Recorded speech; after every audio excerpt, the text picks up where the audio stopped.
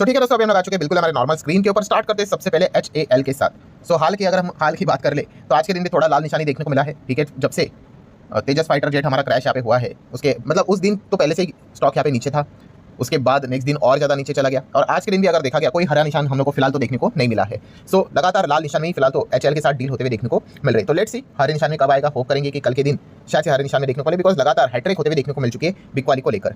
Then हम लोग बात करेंगे DMart. Yes, Avenue supermart DMart की बात कर ले, काफी लोगों के सवाल यहाँ पे आते रहते हैं। सर डीमार्ट अगर देखा गया तो डीमार्ट में तो कोई मूवमेंट देखने को नहीं मिल रहा है, तो ऑब्वियसली हम यहाँ पे कह सकते हैं पहले से ये कंपनी काफी बड़ी कंपनी है। ऑलमोस्ट आप कह सकते हैं 2.5 से 3 लाख करोड़ का मार्केट कैप हम लोग को देखने को मिल रहा है। तो बहुत बड़ी कंपनी को अगर और अच्छा परफॉर्मेंस करना है तो क्या चाहिए, ऑब्वियसली ग्रोथ के बिना तो भाई होगा नहीं। और डीमार्ट का जो ग्रोथ चल रहा है वो काफी एवरेज परफॉर्मेंस देखने को यहाँ पे मिल रहा है। और ऐसा क्यों हो रहा है, तो उसके पीछे का सबसे बड़ा रीजन है काफी हैवी कंपटीशन। यस, कहाँ से कंपटीशन जनरेट हो रहा है आप सभी लोगों को पता है, क्विक कॉमर्स की ओर से। क्विक कॉमर्स मतलब भाई आप सभी लोगों को पता है, ज़ेप्टो की बात कर ले, ब्लिंकिट की बात कर ले, इंस्टामार्ट की बात कर ले, ये जिस प्रकार से 10-10 मिनट में आपके घर में सामान यहाँ पे पहुंचा रहे हैं, इस चीज के चलते डीमार्ट का जो बिजनेस चल रहा है वो काफी स्लो परफॉर्मेंस यहाँ पे दिखा रहा है। ठीक है, बीच में तो ज़ेप्टो ने ये तक कहा था कि अगले कुछ सालों में जितना डीमार्ट परफॉर्मेंस यहाँ पे देता है रेवेन्यू के टर्म में, उसको भी हम लोग बीट कर लेंगे।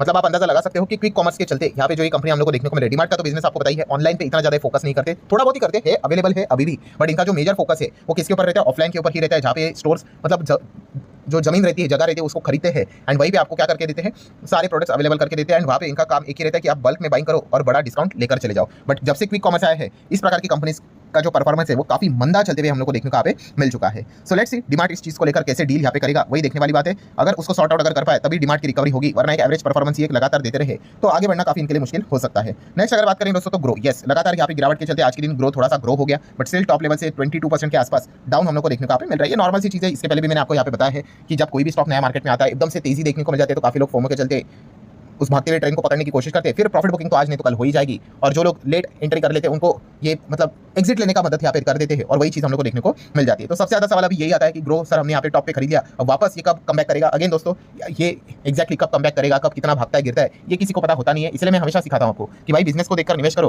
प्राइस को देखकर निवेश करोगे भाई वो मार्केट में तो फ्रस्ट्रेट होकर एग्जिट कर लेता है। सिमिलर स्टोरी PW की भी हम लोग को देखने को मिल जाती है। आज के दिन में डिसेंट परफॉर्मेंस यहाँ पे दिखा है। तो अगेन कह रहा हूँ, ये कंपनियां कोई खराब नहीं होती है, पर कोई भी चीज अगर आप खरीदते हो भाई उसका सही दाम होता है। 10 रुपए की चॉकलेट अगर आप 15-20 पे खरीदोगे तो गलत बात होगी ना, इवन तो वो प्रोडक्ट कितना भी अच्छा क्यों ना हो। सो ये सेम चीज हम लोग को हमेशा मार्केट में देखने को यहाँ पे मिलती रहती है। देन अगर हम लोग बात करें दोस्तों तो अदानी ग्रुप से रिलेटेड, अदानी विलमार तो आपको पता ही, अभी अदानी विलमार तो टाटा बाय बाय हो गया।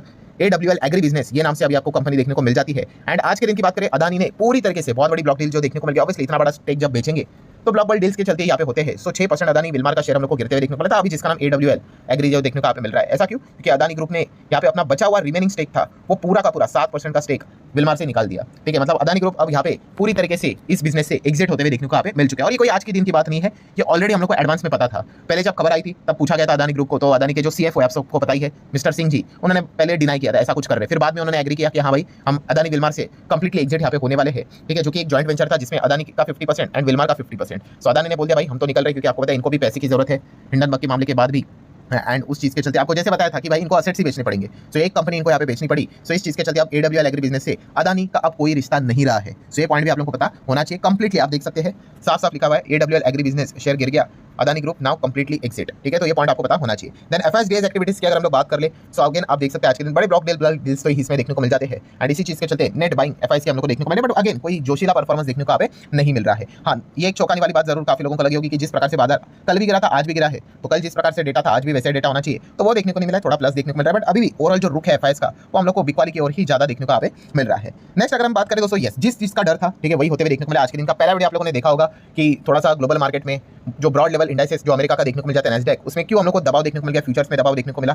यस, जैसे आपको बताया था कि कुछ कंपनियों के शेयर्स आज अमेरिकन मार्केट जब खुलेगा वो जबरदस्त गिर सकते हैं, क्योंकि जो खबर रिपोर्ट के जरिए आई है उसके चलते यही चीज होना तय है। एंड आप देख सकते हैं एनवीडिया का शेयर बीच में तो 7-8% के आसपास हम लोग को गिरते हुए देखने को मिला था, 6% के आसपास तो गिरा ही था। सो आप यहाँ पे देख सकते हैं जो AMD की अगर बात कर ले, वो भी मैंने आपको बताया था कि इसको भी देखना है। ये देखो, ये तो 8, 8.5, 7-8% तक लुढ़कते हुए देखने को आप मिल चुका है। एंड इसके पीछे का रीजन हमें पता ही है, जो मैं पहले वीडियो में बता चुका था कि रिपोर्ट के जरिए खबर आई है सामने कि क्या है, मेटा मतलब फेसबुक की बात कर ले, जो एनवीडिया के चिप्स खरीदता है वो अल्टरनेटिव फाइंड कर रहा है, और अल्टरनेटिव में किसको फाइंड कर रहा है, गूगल को। सो इसी खबर के चलते एनवीडिया का शेयर 6% यहाँ पे चला गया, बिकॉज ऑफ थ्रेट जनरेट हो रहा है कि Google will sell AI chips to the Meta. So competition भाई एंटर करेगा तो ऑटोमेटिकली भाई आपको दिक्कत होगा ही होगा। और कंपटीटर में भी मतलब कौन सा कंपटीटर एंटर कर रहा है भाई, गूगल का नाम सामने आ रहा है। सो अभी भी कह रहा हूं दोस्तों, ये कोई अभी तक कंफर्म न्यूज़ नहीं है, बट रिपोर्ट के जरिए खबर देखने को मिले और मार्केट इसी प्रकार से वर्क करता है। आप देख सकते हैं बिना कंफर्मेशन के इस चीज़ के चलते एनवीडिया, AMD देन गूगल, इस शेयर में हम लोग को किस प्रकार का रिएक्शन देखने को मिला आप इजीली देख सकते हैं। अभी गूगल बीच में 2-2.5% ऊपर था, अब थोड़ा सा प्रॉफिट बुकिंग ऊपर से देखने को मिल रहा है। बट इस चीज़ के चलते नैस्डैक जो ओवरऑल इंडेक्स देखने को मिल रहा है वो किस प्रकार से वॉलेटाइल चल रहा है वो आप देख सकते हैं। डाउ ऊपर है बट नैस्डैक हम लोग को लाल निशान में वर्क करते हुए देखने को यहाँ पे मिल रहा है। सो ये चीज़ ऑलरेडी मैंने एडवांस में आपको बता के रखी थी। हालांकि ये भी मैंने कहा था कि रिपोर्ट की जरिए खबर है, अगर मार्केट ओपन होने से पहले रिपोर्ट से रिलेटेड चीजें अगर किसी ने डिनाई कर दी तो फिर डिफरेंट स्टोरी भी हम लोग को देखने को मिल सकती है, बट ऐसा अभी तक हुआ नहीं है। देन अगर हम लोग बात करें दोस्तों तो टैरिफ, अब जैसे हम टैरिफ यहाँ पे बोल देते हैं, ठीक है, हमारे सामने तो ट्रम्प ही आ जाते हैं। पर देखो टैरिफ मतलब क्या होता है दोस्तों, अल्टीमेटली ये टैक्स ही है। टैरिफ मतलब क्या कि एक पर्टिकुलर देश दूसरे देश के सामान के ऊपर टैक्स लगाता है, उसी को टैरिफ बोलते हैं। और टैरिफ मतलब ऐसे कोई खराब चीज नहीं होती है। बहुत सारे देश टैरिफ मतलब क्या खुद को बचाने के लिए इस्तेमाल करते हैं, खास करके जो एक पर्टिकुलर कंट्री कॉम्पिटिटिव एडवांटेज लेने का मतलब विचार यहाँ पे करती है, तो उसको लेकर खुद को प्रोटेक्ट करने के लिए इस चीज का यहाँ पे इजाज़त यहाँ पे किया गया है। वो ट्रम्प ने तो पूरा अपने फायदे के लिए क्या किया, रायता फैला के रखा है। टैरिफ नाम से अभी हर किसी को डर लगता है। सब इंडिया, यस भारत, हम खुद यहाँ पे टैरिफ लगाते हुए देखने को यहाँ पे मिलने वाले हैं। और ऐसी कोई बात नहीं हम पहली बार यहाँ पे कर रहे हैं, इसके पहले भी हम ये टैरिफ लगा चुके हैं। इनफैक्ट वो एक्सटेंड होते हुए देखने को मिलने वाले। किसके ऊपर लगा रहे हैं?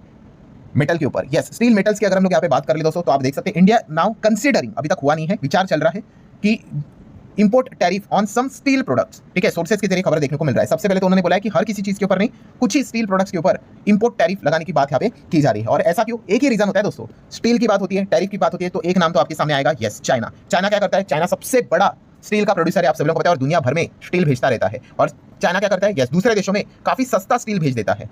तो इस चीज के चलते क्या होता है, हमारा जो लोकल प्लेयर है उनको अच्छा भाव नहीं मिलता है, उनको भी सस्ते दाम पे स्टील यहाँ पे फिर डील करना पड़ता है और वो घाटे में चले जाते हैं। तो इसीलिए उस चीज को बचाने के लिए भारत सरकार क्या कर देती है, फिर इंपोर्ट टैक्स लगा देती है। फिर वो क्या हो जाता है, ऑटोमेटिकली जो सस्ता स्टील चाइना हमारी इधर भेजेगा, टैक्स बहुत हायर लेवल का लगेगा, तो लोकल मार्केट में जितना स्टील का भाव है उसी को वो मैच यहाँ पे कर लेता है, एंड जो हमारी इंडस्ट्री वो प्रोटेक्टेड यहाँ पे हो जाती है। हालांकि जो स्टील के कंज्यूमर है वो इस चीज के चलते नाराज होते हैं, क्योंकि वो तो चाहते हैं कि चाइना जितना हो सके स्टील को डंप करे इंडिया में और स्टील जितना हो सके सस्ता मिले। बट अगर ऐसा अगर हुआ तो आपको पता है लोकल प्लेयर खत्म हो जाएंगे और चाइना की मोनोपोली यहाँ पे क्रिएट हो सकते हैं। तो इस चीज को प्रोटेक्ट करने के लिए फिर सरकार को डिसीजन लेने ही पड़ते हैं कि भाई इंपोर्ट टैरिफ लगाया जाए। सो लेट्स सी सरकार ये मतलब ऑलरेडी लगाया हुआ है स्टील के ऊपर, और कितना एक्सटेंड करती है ये देखने वाली बात जरूर रहने वाली है। सो आशा करता हूं वीडियो हेल्पफुल लगा होगा। चाहो तो लाइक एंड शेयर कर सकते हो। मिलते हैं अगले वीडियो में, तब तक के लिए बाय बाय।